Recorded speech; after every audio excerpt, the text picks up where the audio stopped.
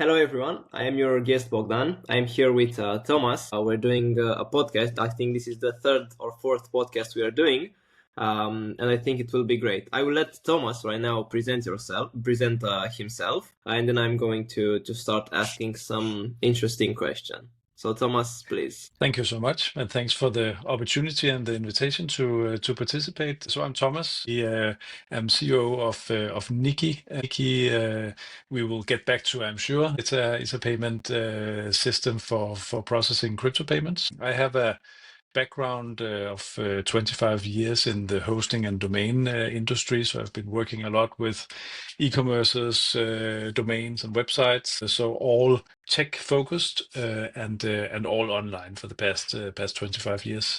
But thanks so much for the invitation, and I've been looking forward to speaking with you. Of course, I was looking forward to speaking to you as well. One of my first questions, which I think is a great opener question, is what's the story behind your SaaS? Your business. Yeah, thanks. Well, Nicky was founded a couple of years ago by our two co-founders, Mateus and Lars. They founded the company on the idea about figuring out to make a piece of software that would make receiving crypto payments as easy as you know it from receiving a regular credit card payment or even an email.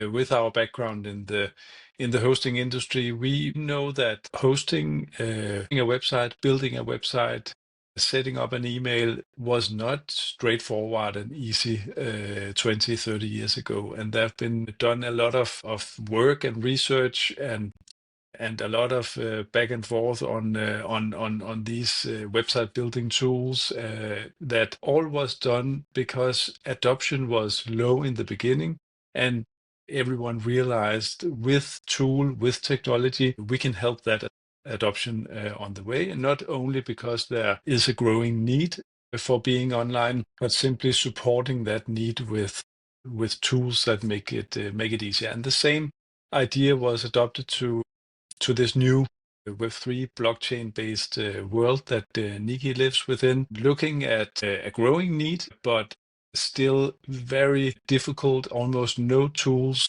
for the individual or for the business that wants to adopt crypto as a method of receiving payments. So we wanted to create this software, and we wanted to basically make a connection between something simple like an email address and a difficult crypto wallet address that consists of random numbers and we wanted to basically make a nickname for these difficult wallet addresses, hence the company name Nicky. So that's the story very quickly. That's interesting. Okay, do you notice any trends in the markets right now in the in the SaaS space or in the crypto space? Yeah, I mean, well, the SaaS space have been going on for many years, as everyone knows, and trends within that space, as it has been for many years. I think it still is a matter of building SaaSes that is straightforward to use for the end users. So going back to that talk we just had about building software that makes complex things easy. I think that is still a trend that is going on. If you want success, if you want users on your SaaS business, you need to make sure to solve something for the user and make sure that user experience is in the top. And moving forward to the blockchain space and the crypto space, trends we see in that space, besides the fact that users and the consumers and businesses are screaming for something that is easy, because the interest is there very much. People think blockchain is interesting, crypto is interesting. The opportunities for doing quick global transactions is really something that many people think is interesting. But they are screaming for something that makes it easy. One of the things is, of course, building some software, which is what we are focusing on, and a lot of others are as well, obviously. But another thing is also things that makes the technology easier. And a good example of that is the high adoption of stable crypto coins. So crypto coins like USDC and USDT and others as well is something that people is drawn towards, because both for payers, but especially for merchants, businesses receiving those funds, it's crucial that that the funds you receive doesn't fluctuate up and down, but keeps a steady level for you to incorporate it into your business. So one trend in crypto is definitely that stable coins, they are on an upwards path, and it's just the beginning that we have seen so far, I think. Yeah. So do you think USDT or USDC will gain like 20% or to be 1.2 USD in the upcoming days? Yeah, I think we will see those stable coins and other stable coins as well. I know that the Emirates have been working on a stable coin, and the European Union has as well. And I think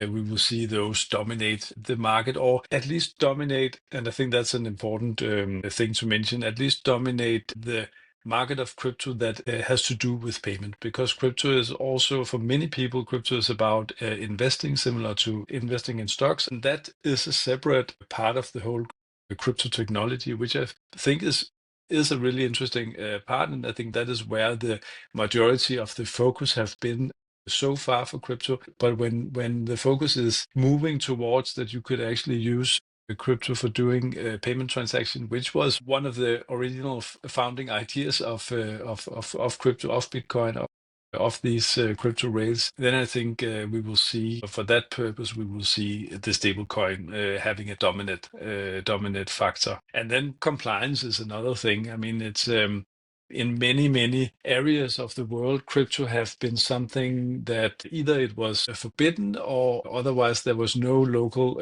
legislation helping the different players in that space to figure out how can we actually use this. So the risk of taking crypto into your business was very high because of missing regulation. And we see in the US, in Europe, in different areas in the Middle East as well, that legislation are moving fast forward, and there are some really great frameworks for legislation, not at least in the Middle East, that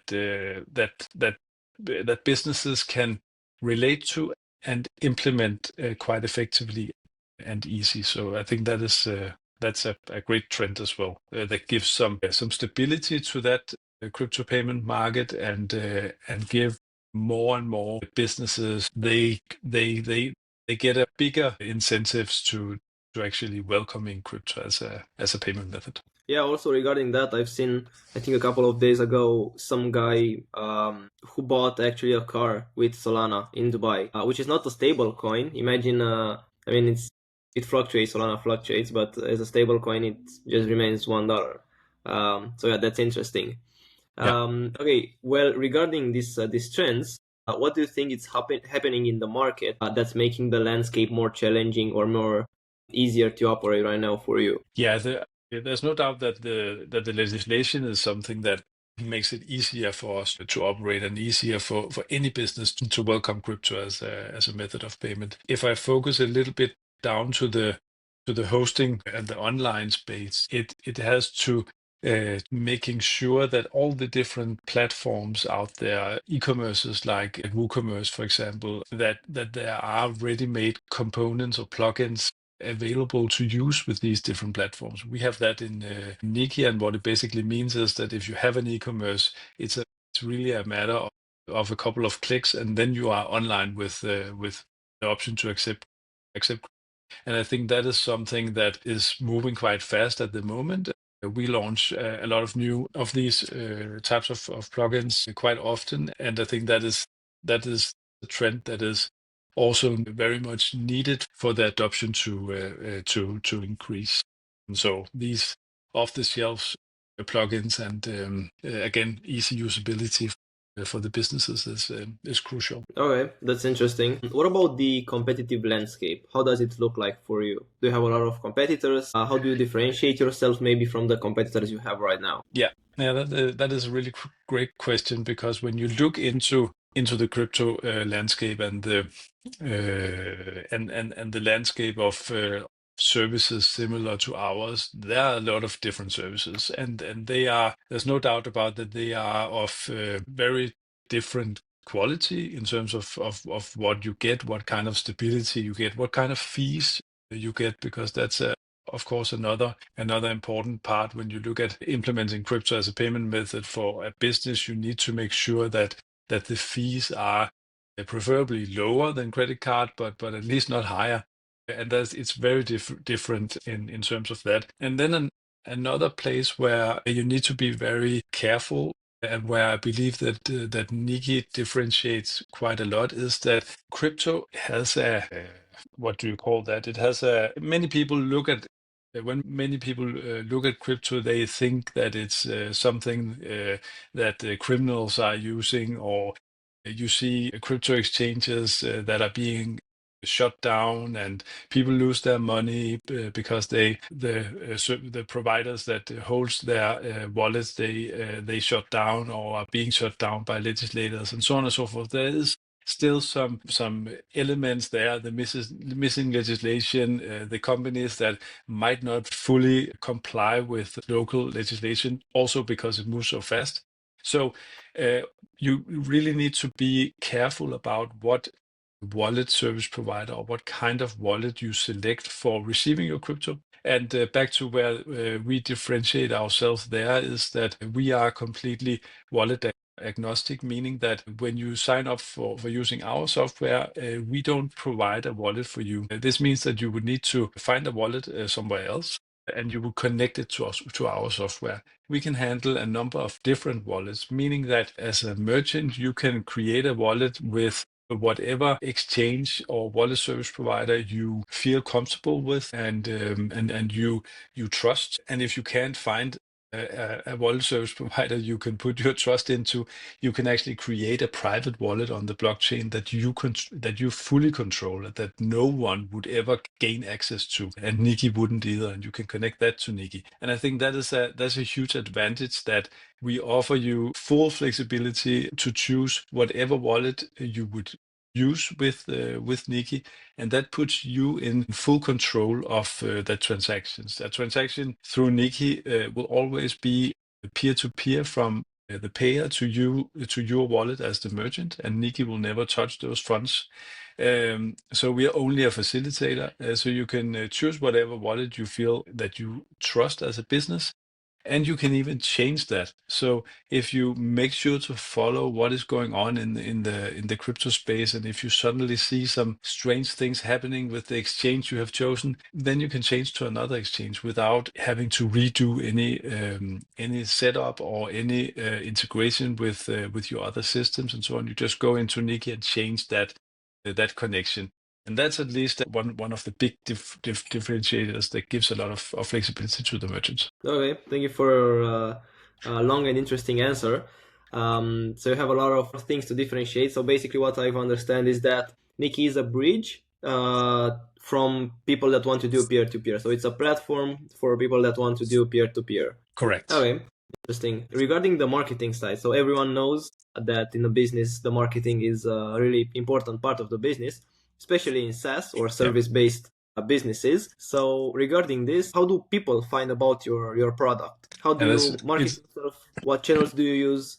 Yeah, that's a really great question, because I think you are totally right. Also think that marketing, at least for us in the crypto space, is much more about making awareness about our brand, but also a lot about educating the merchants, because most merchants, when they see something about crypto, the first thoughts they have are this about, well, crypto is not something for legal businesses, and we don't want to go there and so on. So I think it's really our job, if we want new merchants onboarded, we need to participate in educating them. And this is a great example. Participating in a podcast like yours is something that we really want to do, because it gives us the opportunity to tell more about how does we see this space. And then, of course, you should go out and do other research as well. But how do we see this, and explain all the details that might sound small, but are really important. So in terms of our marketing. We spend a lot of course, some time on awareness, but we spend most of our time on making it educational content and pushing that out, whether that is webinars or podcasts or other type of materials. And then when it comes to the actual awareness and customer acquisition, we work with a go-to-market strategy together with our channel reseller partners. So in the hosting and domain industry, we partner up with providers that are already trusted there. That could be a name silo, for example, in the US. It could be an open provider, a connect reseller in Europe. So big hosting companies that already has the trust of their customers. We partner with them. They push out our product, similar to pushing out an e-commerce product or a credit card payment software. That gives us the advantage of the end users already trusting these channel partners, since Nicky is not a well-known established brand yet, and it gives us the opportunity to be presented towards a bigger audience, and also the opportunity to educate that audience together with the hosting provider. That's an interesting customer acquisition system, to be honest. I don't think a lot of people use it, or a lot of businesses use it. So as far as I've understand, it's on one side you're trying to create as much educational content to teach people about and educate them about why crypto is not for, or only for people that do bad stuff. And also, rather than this content, you have this vendor that is in like a country that has already a lot of trust, and he's pushing your product, or she's pushing your product in the countries. That's very interesting. Do you use any channels? Any more channels? Like, is there all that you do on marketing, or do any more things as well? Yeah, we don't do any digital marketing or digital paid marketing on like on Google or Facebook or Instagram or TikTok and so on. We do have an effort to do some social media awareness on our own channels, but we don't do any paid stuff yet. But that will certainly come at some point. So right now we are still a relatively small startup company, and we are moving into our growth phase, and a part of that will for sure include also doing the paid marketing on these channels. And we haven't looked very much into that yet, but I believe that it will be a combination of building our own email list, because I still think that is very, very, very strong, to own your own leads and being able to shoot out emails. So that is something we are actively working on. But besides that, for paid channels, Facebook, Instagram, TikTok, those social media channels where we can push out our educational material, I think that will be a good start for us. And then there are some really interesting new channels on the blockchain, in Web3 communities that I have not, to be honest, looked enough into yet, but I know that they are there, and I'm sure those will be channels that we'll be looking into as well. Yeah, that's very interesting. And now, as a follow-up question regarding the marketing side, how easy it is for you to attract and retain high-quality marketing members? So I know in a startup, when you're the founder, you do like everything. You do the marketing, you do the sales, you do the HR, you do everything. Hats. Yeah, exactly. All the hats, and they need to fit you good. All the hats need to fit you good in order to succeed. But right now, do you have anyone anyone that's working to do the content for you, or do you want to get someone, to hire someone to do the content, and how easy it is to attract and retain them? Yeah, we do have someone doing social media content for us. I think what makes it a bit, besides the fact that you need to find, of course, someone who fits into your team and are skilled, obviously, and all of that. But for our industry specifically, and to be honest, of course, it's the same for many other industries. But the blockchain space is kind of in another level, in terms of you need to have some deep understanding about how does the blockchain work, not because you need to push out a lot of knowledge on a lot of very technical knowledge, because you don't, because people wouldn't understand it anyway, but you need to have that understanding of how does the blockchain work, where does our service specifically fit into that, in order for you to be able to communicated. It wasn't difficult to find the resources currently working for us, but I imagine that it will be something we will spend quite a lot of time on to find the right match when we expand our team also for paid channels and so on moving forward. Okay, that's interesting. So I don't have like a lot of expertise with hiring people and a big team. Maybe we'll do a follow-up podcast when you have that in a couple of months or years. Yeah, of course, we can definitely do that.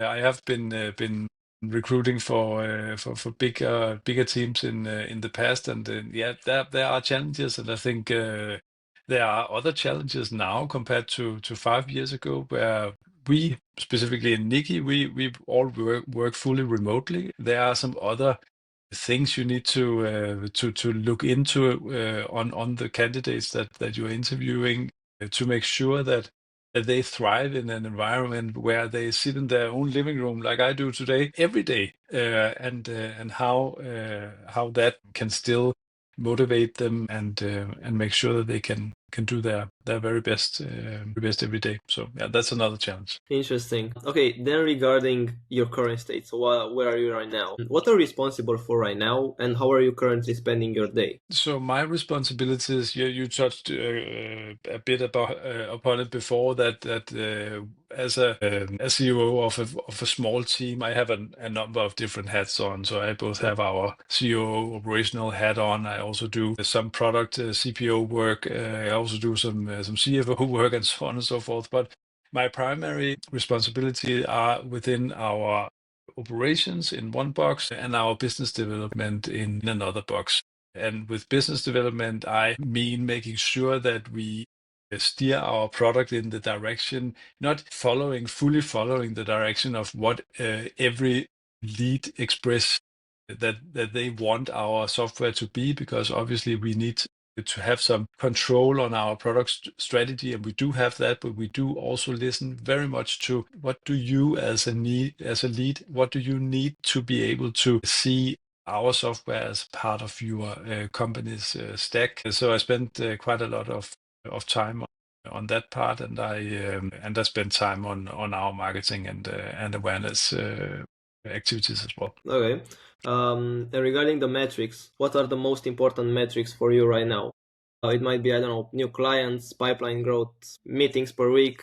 You tell us. Yeah, right now it's very much on the number of the transactions that we process on our software, and not so much on the number of merchants and the number of revenue, but very much on the number of or the amount of transactions, the transaction volume. And we have now we are focusing very much on that total number of transaction volume, and we are right now at a level of having processed more than $40 million worth of crypto on our platform, and that's a number that we keep track of every day. And then there are some sub numbers. Of course, it's important for us to see amount of merchants onboarding our platform, where they are in the onboarding process, because one of the challenges, and we might get a bit more into that, but that is the onboarding, making sure that the merchant has all of the different pieces of the onboarding that they need to fully onboard and being an active merchant. And then if we zoom in on the sales effort, it very much has to do with the number of meetings. You said it yourself, so that's an important metric as well, that we make sure that all of our team members that actively are working with onboarding new merchants, that they make sure to have a certain number of meetings every week, and that we do track that, because it's at least for the bigger merchants, it can be a long haul of creating interest and answering a lot of questions, and back into your internal team and back again with new questions, and so it requires a lot of meetings and follow-up meetings. So the number of meetings are definitely a KPI I look at very much. Okay. Yeah, like every business nowadays. Let's go into the desired straight criteria part of the podcast. Tell us about your goals. What are your goals with the business in the next 6 months, 12 months, and 36 months? Got it. So again, going back to our total value of transaction processed, we are currently processing $5 million worth of crypto every month, and we want within the next 6 months to double that amount. So we want to process 10 million a month, and then we want to reach a yearly amount of crypto processed of 200 million within the next 12 months. So we are aggressively focusing on onboarding merchants that can help us drive that transaction volume. And that also means that we are looking at a lot of different types of merchants, because the smaller merchants might be faster to onboard, but the bigger merchants have a higher volume, whether it's a higher amount of transactions still at a low amount, or fewer high ticket transactions. And we go for a mix of all of those three when we target our merchants. Okay, got it. So basically increase the sum that you're processing to 200 millions in the next 12 months. Yearly, I mean. Is that right? Yeah, exactly. Okay. What matters right now more than anything to you? And of course, why does it matter? Yeah, I think what matters, well, a lot of stuff matters, obviously, but what matters the most of everything, I think, would be that we figure out a good way to solve making the onboarding of new merchants easier. So I briefly touched upon these challenges. More specifically, it has to do with the fact that I explained earlier in our conversation that we are wallet agnostic. New merchants needs to have a wallet, and that is not straightforward. Especially for businesses. Private individuals can very easily just create a new wallet on trust.com, and you are up and running. So as an individual freelancer wanting to use Nicky, it's very easy. If you are a bigger company where you have a number of compliance requirements that you need to meet, you need to do a lot of research on what kind of wallet service provider or what exchange can we onboard with our business, and that exchange might have a number of compliance rules you need to comply with as well. And that means that process of researching for and finding the right fit for a wallet service provider or exchange for exactly your business, that can be quite extensive. We try from our end to help mitigate that in a number of ways. We work together with a number of different exchanges in the Middle East, in Europe, and in the US as well. So we can help our customers figure out what exchange would be the best place for you to start with your specific business and the needs that you have. But we want that process to be easier, because it's basically blocking some merchants for coming online on our system. And as recent as today, I had a conversation with a merchant that is working very hard to do the integration, but they have a blocker on the fact that they don't have that crypto wallet ready yet. So that's an area we focus a lot on, and that is a must fix for us in the next couple of months, at least before 2025 are running out. Okay. I think you also answered to my next question. So my next question is if you had a magic wand that you could, wave to solve one thing, what that one thing would be. So I guess this is the thing that you would do, the wallet thing. Yeah, certainly. If we somehow could fix it, and I'm not sure, unfortunately, it will be through a magic wand, but I think we do have some great ideas, or I know that we do have some great ideas on how can we resolve this. Not for everyone, but we have a way that we are working on where we can solve it for a big portion of merchants, and that is something we need to get done very, very soon. Okay. Now I have a more general question. In terms of growing the business, what have you tried before that didn't work, and why you think it didn't work? It could be on the marketing side, could be on the sales side, could be, I don't know, whatever you think is relevant that you've tried and it didn't work, and why you think it didn't work. Yeah, and I think that's a really relevant and very interesting question, I think, for many people, because in many areas of building a new business, of course, you fail, and we have a mantra of failing fast and failing a lot, so that we can learn from that and move on and just put that behind us. And I think if I should select a few of the learnings we have done, one learning is that we decided to do some testing with Google Ads. You asked about channels before, and I explained that we don't do any Yeah. Google Ads. But Yeah. there's a story behind that, because we have done some of it, and the experience was really, or the outcome was really bad. Meaning that we didn't get any merchants online, and we spent thousands for some months in a row, and then we stopped it and moved on to doing something else. But I think looking back at what we did, we most certainly made some mistakes about not targeting specific enough. So the visitors we gained into our websites from those marketing campaigns was not narrowed down enough to match our ideal profile of a customer, meaning that they would just leave again because our product wasn't the right fit for them. So one learning for when we try the next time is definitely that we need to be better at targeting. Another thing we tried out was doing cold calling together with a really skilled cold calling company on the Philippines. We had a great preparation together with them. They were very, very focused on learning about our business, and I was monitoring some of their calls, and I was extremely impressed about the level of knowledge they had managed to gain about our business.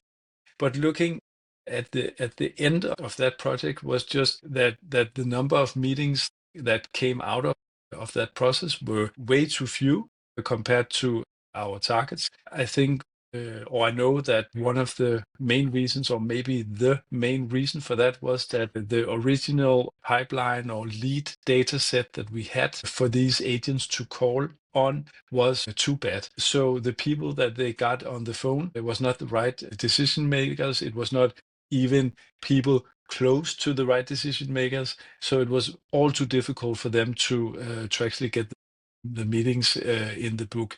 So a learning from that is that I think that cold calling and cold emailing still lives a lot in the marketing world, and I think you can get some great outputs of that if your data set are at a high enough quality. So that's another learning. Yeah, that's right. I can agree on that. So I've experienced this myself, and I do this for my clients. So this is 100% right from my experience as well. Okay, so this is the end of the podcast. Now, the last question would be if you have any message to send to the people watching this podcast. Yeah, the easy one would be to say try out crypto payments because that is something you will be happy about. But I think what I want to say with that is actually that I think that even though you as a business or as a freelancer haven't experienced to get requests for making payments in crypto, I think that in the coming years we will see that those businesses that does accept crypto as a method of payment will have a step in front of the businesses that don't, because the payers, the consumers, they will not ask for crypto yet. They will shop around, and if they have crypto on file, they will choose whatever merchant offering that right away. It's a time now where the adoption is growing slowly. At some point, we see that hockey stick, and it's a matter of being on the train at that point in time, I think. So that should be an advice from someone deeply into that space right now. Thank you very much for participating to the podcast again. I was your guest, Bogdan. Thank you. I was here with Thomas, and we'll see you guys in the next episode.